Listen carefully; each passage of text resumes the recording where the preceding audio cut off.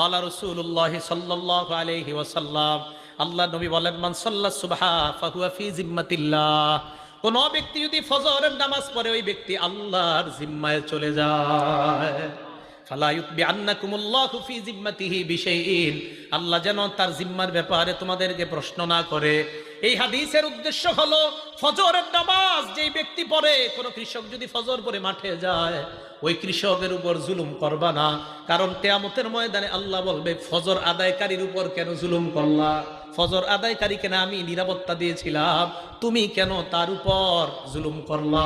ফজর আদায়কারী না আমি আল্লাহর জিম্মায় চলে গেছে, তারে জুলুম করলা কেন তুমি? নবীজি বললেন, সাবধান, আল্লাহর জিম্মায় যারা আছে তার ব্যাপারে যেন তোমাদেরকে প্রশ্ন না করে। এটা হলো ফজরের নামাজ পড়ার উপকারিতা।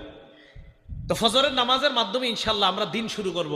ফজরের নামাজ কেউ আজকে থেকে, আগেও করি না ইনশাল্লাহ, আজকে থেকে কেউ কাজা করবো না, স্বজ্ঞানে করবো না ইনশাল্লাহ। হাত তুলেন ইনশাল্লাহ, আল্লাহ কবুল করে।